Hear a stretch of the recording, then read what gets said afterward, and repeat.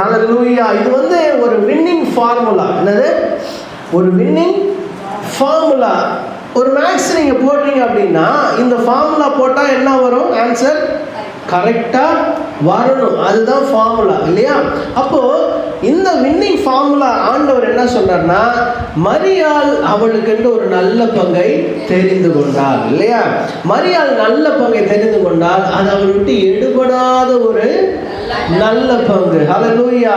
தேவையானது ஒன்று தான். இதுதான் எடுபடாத நல்ல பங்கு. அவர் சொல்லிட்டாரு, இதை நீ எடுத்துட்டீங்கன்னா உனக்கு எடுபடாத நல்ல பங்கு நிச்சயம். இது ஒரு வின்னிங் ஃபார்முலா. இதை பண்ணீங்கன்னா இது நிச்சயம். அப்படி என்ன தேவையானதுன்னா, ஆண்டவருடைய பாதத்தில் உட்கார்ந்து இருக்கணும். மற்ற எல்லா காரியத்தை பார்க்கலும் ஆண்டவர் தான் முக்கியம் அப்படின்னு சொல்லிட்டு உட்கார்ந்து இருக்கணும். இதுதான் தேவையானது ஒன்றுன்னு நம்ம போன வாரம் பார்த்தோம். போன வாரம் ஆபிரகாமை குறித்தும் யோபுவை குறித்தும் பவுலை குறித்தும் 3 பேரை குறித்து நாம இந்த காரியத்தை குறித்து பார்த்தோம். எப்படி அவர்கள் சூழ்நிலையில ஆண்டவர் தான் தேவை என்று உணர்ந்து வேற எல்லா காரியத்தையும் விட்டு ஆண்டவரை மாத்திரம் பின்பற்றினாங்க.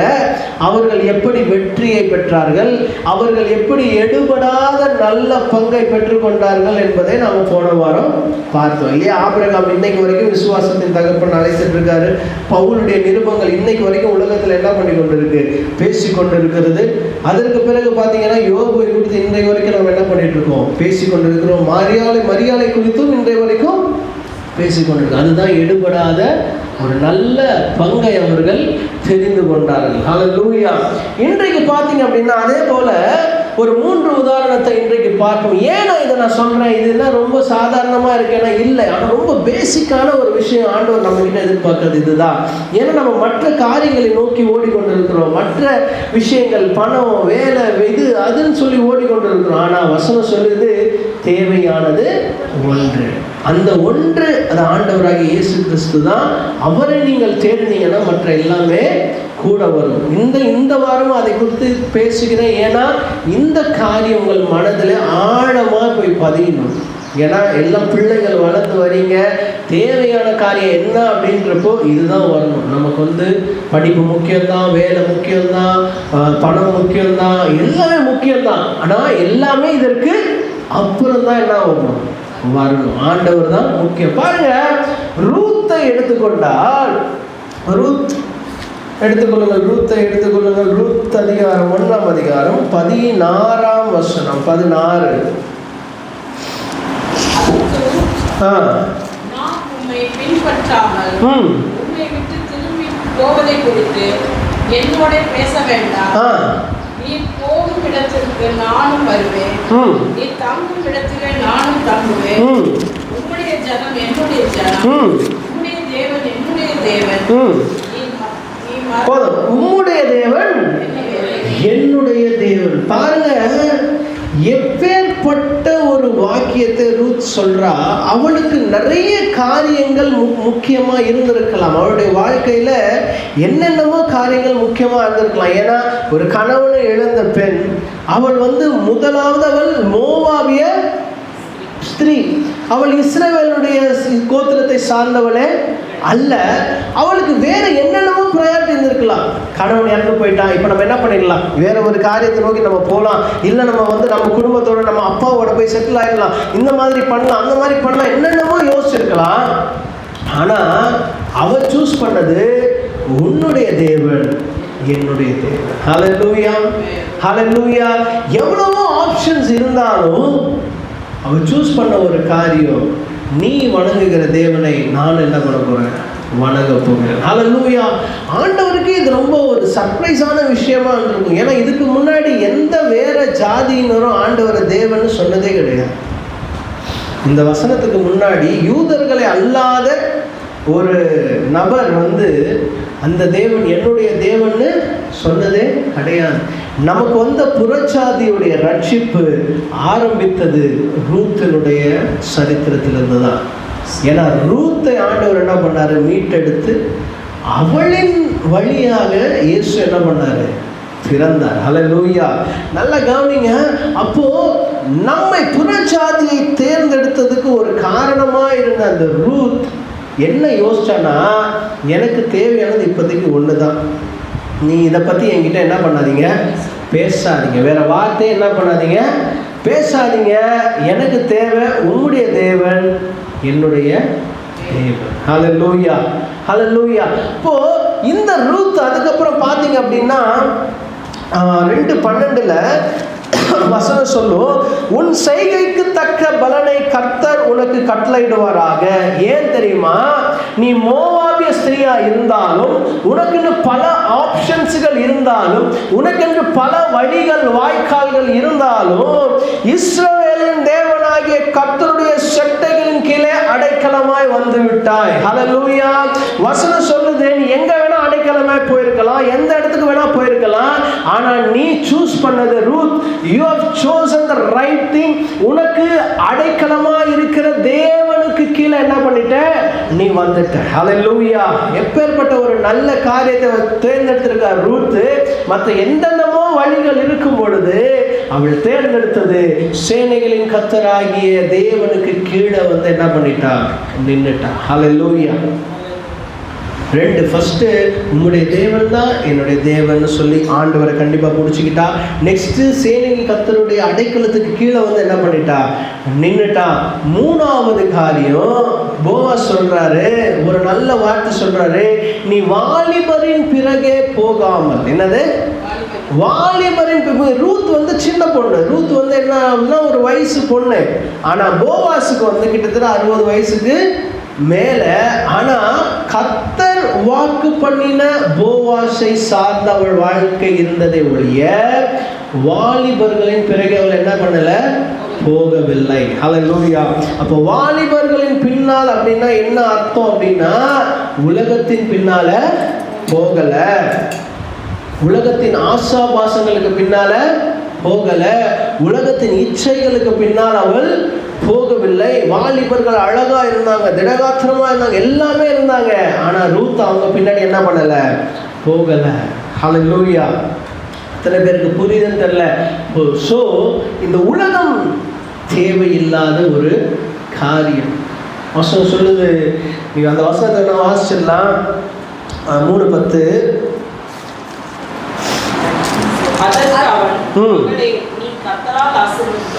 கர்த்தரால் ஆசீர்வதிக்கப்படுவாயாக.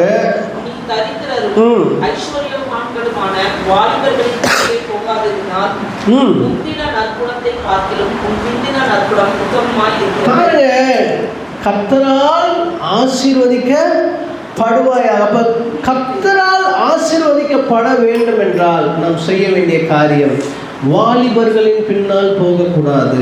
அதாவது உலகத்தின் பின்னால் போகக்கூடாது. இதுதான் தேவை, உலகம்தான் தேவைன்னு நாம் என்ன பண்ணக்கூடாது, போகக்கூடாது. கர்த்தரை நோக்கி நம்முடைய பார்வை என்ன பண்ணணும், இருக்கணும். ஹல்லேலூயா. கர்த்தரை மாத்திரம் உறுதியாய் பற்றி கொள்ளணும், ரூத்தை போல. ஹல்லேலூயா. நீ உம்முடைய தேவன் என்னுடைய தேவன் சொன்னா, அதற்கு பிறகு என்ன சொல்றா, சேனைகளின் கர்த்தரின் கீழே நான் என்ன பண்ணிட்டேன், அடைக்கலமாய் வந்து விட்டேன். 3வது வாலிபரின் பிறகு அவளை என்ன பண்ணல, போகவில்லை. ஹல்லேலூயா. 3 காரியங்கள் இந்த ரூத் தன்னை தேவன் மாத்திரமே முக்கியம் என்பதை என்ன பண்ணினா இந்த வசனத்துல நமக்கு சொல்லி கொடுக்குறான். எனக்கு யாரும் தேவை கிடையாது. நான் ஒன்று அங்கேயே மீதியான தேசத்துக்கு போயிருப்பேன், ஆனால் போல, ஆண்டவர் தான் முக்கியம், நான் கூட வந்தேன். இங்கே வந்தாலும் ஏதோ வந்துட்டோம், ஆனால் ஏனோ தானோ இருந்துடலான்னு இல்லை. சேனைகள் கர்த்தருக்கு கீழே அடைக்கலமாக என்ன பண்ணேன், வந்தேன். அதற்கு பிறகு நான் வாலிபர்கள் உலகம் இது அதுன்னு சுத்தாம போவாஸ் என்கிற ஒரே மணவாளனுக்காக நான் காத்து கொண்டிருக்கிறேன். ஹல்லேலூயா. தேவையானது ஒன்றே, அது ஆண்டவராகிய இயேசு கிறிஸ்துவின் பாதம் மாத்திரமே. ஹல்லேலூயா. நல்லா கவனிங்க. அவள் அந்த போர்வைக்குள்ளாய் அந்த பாதத்தின் அருகே என்ன பண்ணிருந்தாலாம், வசனம் சொல்லுது, அந்த போர்வையில அந்த காலுக்கிட்ட என்ன பண்ணிட்டு இருந்தா, உட்கார்ந்து இருந்தா அப்படின்னு சொல்லி வசனம் சொல்லும். அப்போ இந்த மரியாளுடைய ஞாபகம் தான் எனக்கு வந்தது. ஹல்லேலூயா. ஏன்னா பாதத்தின் அருகே மரியாள் என்ன பண்ணி கொண்டிருந்தா, உட்கார்ந்து இருந்தா. அவ விலையேற பெற்ற ஒரு நல்ல பங்கை என்ன பண்ணி கொண்டா, தெரிந்தெடுத்தா. இந்த இடத்துல ரூத் போவாஸுடைய பாதத்தருகே என்ன பண்றா, உட்கார்ந்து அந்த ஒரு விலை மதிக்க முடியாத, எடுபட முடியாத ஒரு நல்ல பங்கை ரூத் தெரிந்தெடுத்தா. ஹல்லேலூயா. எத்தனை பேருக்கு புரிஞ்சது ரூத்தை பத்தி? ஹல்லேலூயா. தேவையானது ஒன்றே. இதை நம்ம கேட்டுட்டு போர் அடிக்குது மெசேஜ், என்னது தேவையானது ஒன்றை, ஆனால் இதை வாழ்க்கையில் நீங்கள் இம்ப்ளிமெண்ட் பண்ணணும். வாழ்க்கையில் என்ன பண்ணணும்? இதை செயல்படுத்தணும், நடைமுறைப்படுத்தணும். தேவையானது ஆண்டவர் மாத்திரம்தான் அப்படிங்கிறத கேட்டுட்டு விட்டுடக்கூடாது. என்ன பண்ணணும்? நடத்தையில் காட்டணும். அடுத்தது நெகேமியாவை குறித்து பார்ப்போம். நெகேமியா 2ஆம் அதிகாரம் 4ஆம் வசனத்தில் பாருங்க. நெகேமியா புஸ்தகம் 2ஆம் அதிகாரம் 4ஆம் வசனம். அப்பொழுது ராஜா என்னை பார்த்து, நீ கேட்கிற காரியம் என்ன என்றார். அப்பொழுது நான் பரலோகத்தின் தேவனை நோக்கி. பாருங்க, இந்த இடத்துல அந்த ராஜா நெகேமியாவை பார்த்து கேட்கிறார். நெகேமியாவோட மூஞ்சி கொஞ்சம் டல்லா இருக்கு. எப்பேற்பட்ட ஒரு ரிலேஷன்ஷிப் ராஜாவோட. பெரிய ராஜாங்க இவர், அர்த்தசஷ்டா ராஜா, மிகப்பெரிய ராஜா. எப்படி ஆகாஸ்வேரு ராஜாவை வந்து பர்மிஷன் இல்லாமல் பார்க்க முடியாதோ, சேம் இவரும் 127 நாடுகளுக்கு ராஜா. ஆனால் இவர் ராஜாவோட கூட இருக்கிற அளவுக்கு ஒரு பெரிய ஆள் இந்த நெகேமியா. நெகேமியாவோட முகம் வந்து ஒரு வாடலாக இருக்கிறது. வாடலாக இருக்கும் பொழுது அவர் பார்த்து கேட்கிறாரு. அப்பொழுது ராஜா என்னை பார்த்து, நீ கேட்கிற காரியம் என்ன என்றார். அவர் கேட்கிற காரியம் என்னன்னு கேட்கிறப்போ இவர் உடனே ராஜா கிட்ட என்ன பண்ணல, அந்த விஷயத்த சொல்லல. என்னது? ராஜா கூட ரொம்ப க்ளோஸ் தான், ராஜா எனக்கு ரொம்ப தேவை தான், எனக்கு தெரிஞ்சவர் தான், எம்எல்ஏ என்ன எனக்கு ரொம்ப தெரிஞ்சவர் தான், எம்பி எனக்கு தெரிஞ்சவர் தான், மு.க. ஸ்டாலின் எனக்கு தெரிஞ்சவர் தான். ஆனால் நெகேமியா என்ன பண்ணுகிறார்ன்ற ஒரு காரியத்தை மாத்திரம் கவனிங்க.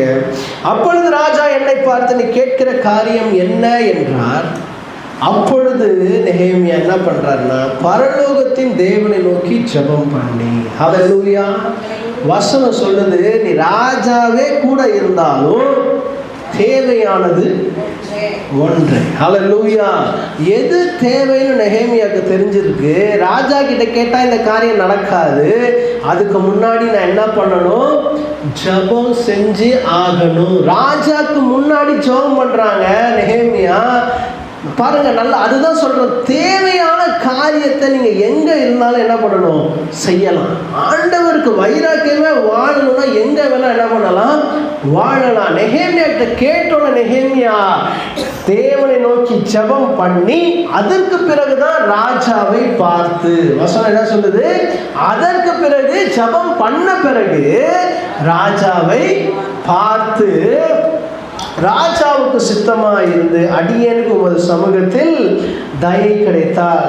நல்லா கவனிங்க, எப்பேற்பட்ட ஒரு வாழ்க்கைங்க. நீங்க யோசிச்சு பாருங்க, என்னைக்காவது இந்த மாதிரி நம்ம பண்ணியிருப்போமா? ஒரு உலக மனுஷன், ஒரு உலக அதிபதி, ஒரு எம்எல்ஏ ஒரு காரியம் ஏதாவது வேணும் அப்படின்னா, ஆமாங்க சர்ச்சை கட்டுறதுக்கு காசு வேணுங்க, ஆமாங்க இது வேணுங்க அது வேணுங்க, இப்படி தான் கேட்போம் ஒழிய யாரா இருந்தாலும் நமக்கு தேவையானவர் அவர் மாத்திரமே. யார் என்ன கேட்டாலும் நம்முடைய ஆண்டவர்கிட்ட, ஏசப்பா நான் இந்த மாதிரி நான் கேட்க போகிறேன், நீங்கள் கொடுங்க. ஒரு ஜெபம் பண்ணிட்டு ராஜாவை பார்த்து என்ன பண்ணுறான்? கேட்குறான். ஏன் பல நேரங்களில் நமக்கு காரியம் சக்ஸஸ் ஆக மாட்டேங்குது? பல நேரங்களில் நாம் போகிற காரியம் ஏன் ஃபெயில் ஆக மாட்டேங்குது, ஃபெயில் ஆகிடுது, பாஸ் ஆக மாட்டேங்குது அப்படின்னா, இந்த நெகேமியா இன்னைக்கு சொல்லி கொடுக்குறாரு உங்களுக்கு. ராஜாவே பக்கத்தில் இருந்தாலும் ராஜா தான் கேட்குறான், அவனுக்கு என்ன காரியம் வேணும்னு கேட்குறான். ஆனால் ராஜா கிட்ட நேராக பேசல நெகேமியா. நடுவில் பரம ராஜா கிட்ட பேசிட்டு அதற்கு பிறகுதான் இந்த ராஜாக்கு என்ன பண்றாரு? ஆன்சர் பண்ணிருக்காரு. ஹல்லேலூயா. ஏன் ரூத்தை பத்தி அதுதான் சொல்றேன். ஏன் அவர்கள் எல்லாம் ஆசீர்வதிக்கப்பட்டார்கள்? ஆபிரகாம் ஏன் அவ்வளவு ஆசீர்வதிக்கப்பட்டான்? ஏன் அந்த ஆசீர்வாதம் எனக்கு இல்லை? யோபு ஏன் ஆசீர்வதிக்கப்பட்டான்? ஏன் அந்த ஆசீர்வாதம் எனக்கு இல்லை? நெகேமியா ஏன் ஆசீர்வதிக்கப்பட்டான்? ஏன் அந்த ஆசீர்வாதம் எனக்கு இல்லை? ரூத் ஆசீர்வதிக்கப்பட்டால் ஏன் அந்த ஆசீர்வாதம் எனக்கு இல்லைன்னா, நம்ம தேவையானதை வேற ஒன்றை வைத்து கொண்டிருக்கிறோம். தேவையானதாய் நமக்கு தேவையானது இயேசு கிறிஸ்துவின் பாதம். அது மட்டும்தான் என்ன ஆகும்? நமக்கு தேவை. ஹல்லேலூயா. அடுத்து பார்த்தீங்க அப்படின்னா, இந்த நெகேமியாவுக்கு ஒரு நல்ல கேரக்டர் ஒன்று இருந்துச்சு. 5ஆம் அதிகாரம் 14ஆம் வசனத்தை வாசிச்சிங்க அப்படின்னா, அவர் சாதாரண ஆள் இல்லைங்க. யூதா தேசத்தின் அதிபதி நெகேமியா. வசனம் சொல்லுது, நான் யூதா தேசத்திலே அதிபதியா இருக்கும்படி ராஜாவாகிய அர்த்தசஷ்டா எனக்கு கற்பித்த நாளாகிய அவருடைய 20ஆம் வருஷம் தொடங்கி, எத்தனாவது வருஷம்? 20ஆம் வருஷம் தொடங்கி 12 வருஷ காலமாய், அதாவது வருஷம் வரைக்கும் இருந்த 12 வருஷ காலமாய் நானும் என் சகோதரரும் அதிபதிகள் வாங்குகிற படியை வாங்கி சாப்பிடவில்லை. பாருங்க, அவ்வளோ ஒரு நல்ல குணம். ஜனங்க கஷ்டப்படுறாங்களேங்கிற ஒரு காரணத்துக்காக 12 வருஷம் அந்த அதிபதிகளுக்குன்னு ஒரு காசு தருவார்ல ராஜா, அந்த காசை என்ன பண்ணலையா அவரு வாங்கல. ஹல்லேலூயா, ஹல்லேலூயா. அவருக்கு பணம் எனக்கு என்னப்பா தேவை இல்லை. அவர் சொல்ற காரியம், நெகேமியாவுக்கு சொல்ற காரியம், பணம் எனக்கு தேவையில்லை, எனக்கு தேவையானது ஒன்றுதான். ஹல்லேலூயா. அது தேவனுடைய அலங்கம் இடிக்கப்பட்டிருக்கிறது. அந்த ஆலயத்தின் அலங்கம் இடிக்கப்பட்டிருக்கிறது. அந்த அலங்கத்தை நான் என்ன பண்ணணும்? கட்டியாக வேண்டும். ஹல்லேலூயா. வசனம் சொல்ல இன்னும் அப்படியே கீழே வந்தீங்க அப்படின்னா 18ஆம் வசனத்தில், நாளொன்றுக்கு ஒரு காளையும் முதல் தரமான 6 ஆடும் சமைக்கப்பட்டது, பட்சிகளும் சமைக்கப்பட்டது. 10 நாளைக்கு ஒரு தரம் திராட்சரசமும் செலவழிந்தது. இப்படியெல்லாம் இருந்த போதும் இந்த ஜனங்கள் பட்ட பாடு கடினமாய் இருந்தபடியால் அதிபதிகள் வாங்குகிற படியை நான் வாங்கவில்லை. பாருங்க, ஜனங்கள் மேல ஒரு பாரம், ஆண்டவருக்குள்ள இருந்த ஒரு வைராக்கியம், பணம் முக்கியம் இல்லைன்ற ஒரு டிசிஷனுக்கு நெகேமியா என்ன பண்ணிட்டாரு? வந்துட்டார். ஏன்னா என்னுடைய தேவை வேற, என்னுடைய நோக்கம் வேற, என்னுடைய காரியம் வேற. நான் அழைக்கப்பட்டது வேற ஒரு ஊழியத்துக்காக. நான் இங்கே பணம் வாங்கிட்டு இது வாங்கிட்டு அப்படி சுற்றிட்டு இப்படி சுற்றிட்டு இருக்கிறதுக்காக நான் அழைக்கப்படவில்லை. எனக்கு தேவையானது ஒன்றே, அது ஆண்டவருடைய ஆலயம் கட்டி முடிக்கப்பட வேண்டும். எப்பேற்பட்ட ஒரு அதிபதிகளுக்கான பங்கு தேவையில்லை. நான் மக்களோட மக்களாக சேர்ந்து கஷ்டப்படுறேன், எனக்கு அந்த வேலை போதும், எனக்கு அலங்கம் கட்டி முடித்தால் போதும், அவ்வளவுதான். அவனுக்கு தேவையானது ஒன்று, ஆண்டவருக்காக ஏதாவது ஒரு காரியத்தை என்ன பண்ணணும்? செய்ய. அடுத்து ஒரு நபர் உங்களுக்கு எல்லாருக்கும் தெரியும், தானியேலை குறித்து எல்லாமே உங்களுக்கு தெரியும். எடுத்துக்கொள்ளுங்க, தானியேல் 1:8-9. நீங்கள் சீக்கிரமாக முடித்து விடலாம். தானியேல் 1:8-9.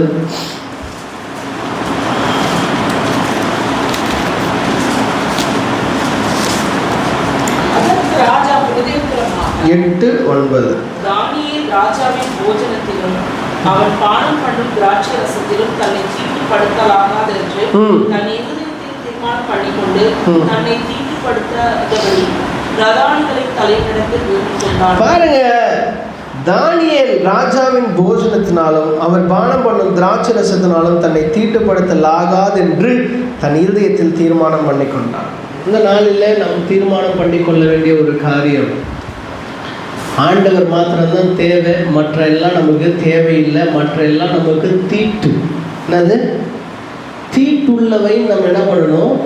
தீர்மானம் பண்ணிக்கொள்ள வேண்டும். அப்படி நீங்கள் தீர்மானம் பண்ணிக்கிட்டீங்க அப்படின்னா வசனம் சொல்லுது, பிரதானிகளின் தலைவரிடத்தில் வேண்டிய தேவன் தானியேலுக்கு பிரதானிகளின் தலைவரிடத்தில் தயவும் இரக்கமும் கிருபையும் கிடைக்கும்படி செய்தார். ஹல்லேலூயா.